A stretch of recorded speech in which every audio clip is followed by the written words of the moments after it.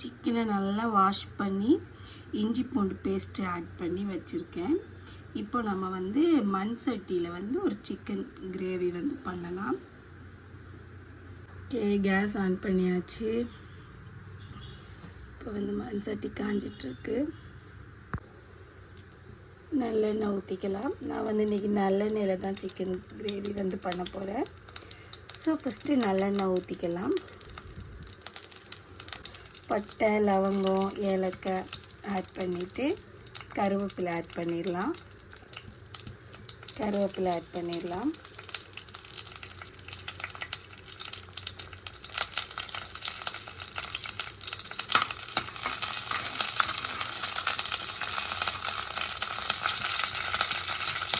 அப்புறமா கொஞ்சமாக வந்து இஞ்சி பூண்டு பேஸ்ட் வந்து ஆட் பண்ணிடலாம்.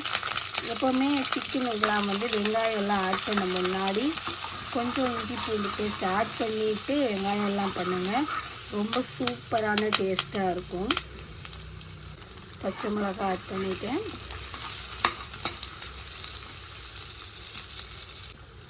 வெங்காயம் ஆட் பண்ணிடலாம்.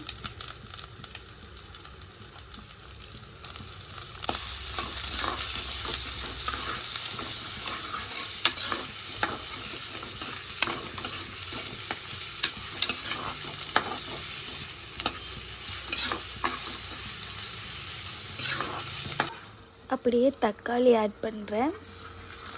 தக்காளி ஆட் பண்ணிவிட்டு நல்லா கிண்டி விட்டுடலாம். அப்போ தான் நல்லா வதங்கும்.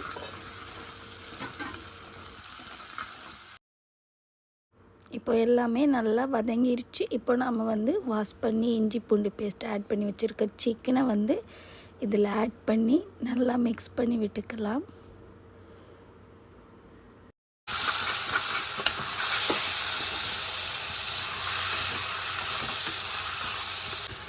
ஸோ மஞ்சள்தூள், குழம்பு மிளகாய்த்தூள், அப்புறம் கரம் மசாலா ஆட் பண்ணியிருக்கேன்.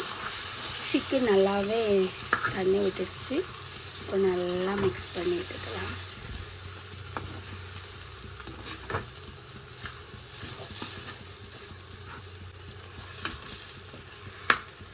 இப்போது தேங்காய் வந்து அரைச்சி வச்சுருக்கேன். தேங்காய் ஊற்றிடலாம்.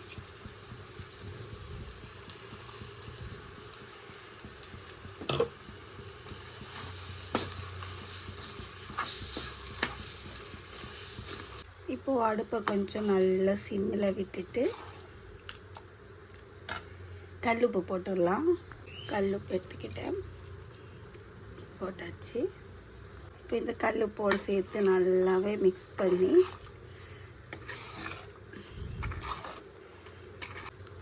இப்போ மேலே கொஞ்சம் கொத்தமல்லி தழை போட்டுட்டு லிட்டு போட்டு க்ளோஸ் பண்ணி ஒரு 10 மினிட்ஸுக்கு அப்படியே விட்டுடலாம்.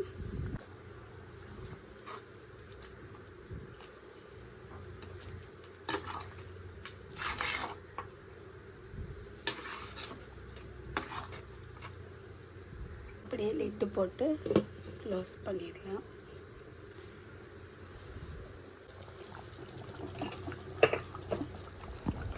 அவ்வளோதான். ரொம்ப ரொம்ப சூப்பராக நம்மளோட மண்சட்டி சிக்கன் கிரேவி வந்து ரெடி ஆயிடுச்சு. நீங்கள் ரைஸு, சப்பாத்தி, இட்லி, தோசை எது கூட வேணாலும் தொட்டு சாப்பிட்லாம். ரொம்ப ரொம்ப சூப்பராக இருக்கும். நீங்கள் குக் பண்ணி முடித்ததும் இதுக்கு மேலே கொஞ்சம் ஒரு ஸ்பூன் நல்லெண்ணெய் மட்டும் ஊற்றிடுங்க. அது இன்னுமே ரொம்ப டேஸ்ட்டாக இருக்கும். ஏன்னா சிக்கன் வந்து ரொம்ப ஹீட்டு. ஸோ நல்லெண்ணெய் ஊற்றும் போது அது கொஞ்சம் பேலன்ஸாக இருக்கும்.